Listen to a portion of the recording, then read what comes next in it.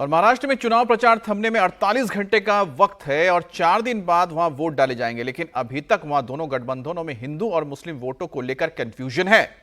BJP के नेता उद्धव ठाकरे को औरंगजेब फैन क्लब का मेंबर बता रहे हैं, तो बटेंगे तो कटेंगे नारे को लेकर अजीत पवार और देवेंद्र फडणवीस एक मत नहीं है। सवाल यह है कि जिस राज्य में हर सीट पर जोरदार मुकाबला है, क्या वहां किसी भी गठबंधन को इस तरह के कंफ्यूजन में रहने की गुंजाइश है? दूसरी ओर औरंगजेब का गुणगान करने वाले लोग हैं। उद्धव ठाकरे जी को पूछना आया हूं, ये उद्धव सेना के लोग औरंगजेब फैन क्लब की गोदी में बैठे। जब जब ये देश जातियों में बटा, देश भी कटा और व्यक्ति भी कटे। हिंदुत्व में फर्क है। उनका हिंदुत्व घर जलाने वाला है और मेरा हिंदुत्व घर का चूल्हा जलाने वाला है। इस बार महाराष्ट्र का विधानसभा चुनाव सबसे अलग अंदाज में लड़ा जा रहा है। महाराष्ट्र में इस बार दो प्रमुख गठबंधन हैं। एक तरफ बीजेपी, शिवसेना और एनसीपी की महायुति है, तो दूसरी तरफ उद्धव की शिवसेना, कांग्रेस और शरद पवार की एनसीपी की महाविकास अघाड़ी है।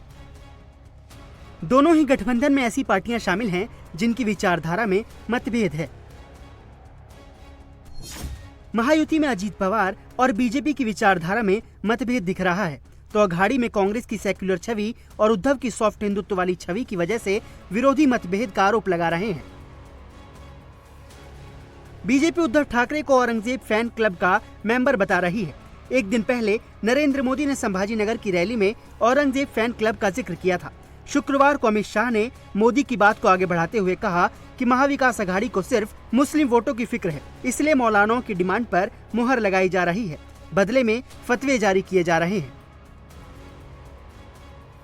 उद्धव ठाकरे जी को पूछना आया हूं, ये उद्धव सेना के लोग औरंगजेब फैन क्लब की गोदी में बैठे। उद्धव बाबू, आप हिंदुत्व को पाखंड कहने वालों के साथ बैठे हो। अफजल खान और औरंगजेब की कब्रों को सुशोभित करने वालों के साथ बैठे हो। संभाजी नगर नाम का विरोध करने वालों के साथ बैठे हो। कसाब को बिरयानी खिलाने वाले के साथ बैठे हो और राम मंदिर का विरोध करने वालों के साथ बैठे हो। जरा याद करना, आपके पिताजी ने इस महाराष्ट्र को किस रास्ते पर ले गए थे और आप किस रास्ते पर चल रहे हो। बीजेपी ने उद्धव को हिंदू विरोधी बताया, तो उद्धव ने बीजेपी को घेरते हुए कहा कि मोदी नवाज शरीफ के घर जाकर केक खाते हैं तो ठीक है, मोहन भागवत जामा मस्जिद गए तो वो मुस्लिम को लुभाने की कोशिश नहीं थी, लेकिन मुसलमान उद्धव की पार्टी को वोट दे दे तो उद्धव हिंदू विरोधी हैं। क्या मुस्लिम इस देश के नागरिक नहीं है?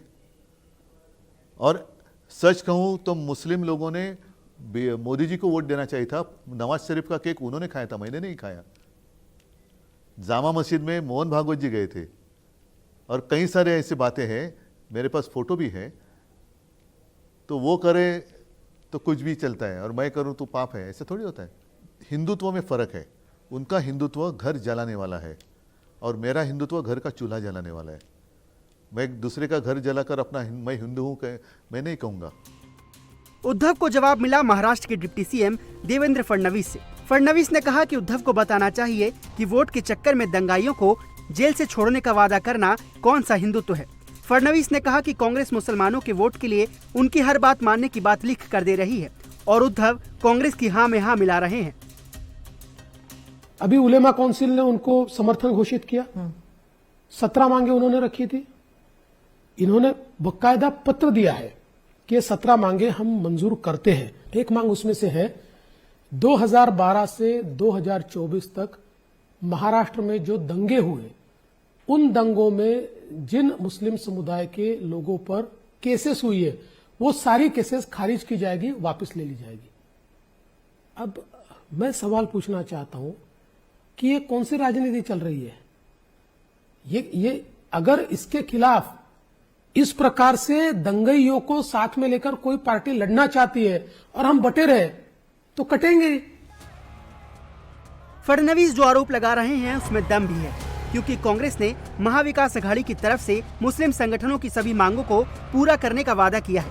ऑल इंडिया उलेमा बोर्ड की 17 मांगों वाले प्रस्ताव पर कांग्रेस ने दस्तखत किए हैं। इसके बदले में मौलानाओं ने अघाड़ी के पक्ष में वोट करने का फतवा जारी किया है। मुस्लिम पर्सनल लॉ बोर्ड के प्रवक्ता सज्जाद नोमानी ने भी अघाड़ी को सपोर्ट करने का ऐलान किया है। महाराष्ट्र का इलेक्शन ये एक सूबे का इलेक्शन नहीं रह गया। इस बार इस सूबे महाराष्ट्र और झारखंड के इलेक्शन ने एक ऐसी हैसियत इख्तियार कर ली है कि इस वक्त सिर्फ मुकामी मसाइल की बुनियाद पर वोट देना मुनासिब नहीं होगा। इन दोनों सूबों बिलखुसूस महाराष्ट्र के इलेक्शन के नतीजे सीधे दिल्ली पर असरअंदाज होंगे। दिल्ली सरकार के जो आइंदा के इरादे हैं वो बहुत खतरनाक। पूरे महाराष्ट्र में ये पैगाम देना चाहता हूं कि आप बहुत सोच समझकर उस उम्मीदवार को वोट दें जो महाराष्ट्र की मौजूदा सरकार को बड़े मार्जिन से शिकस्त दे,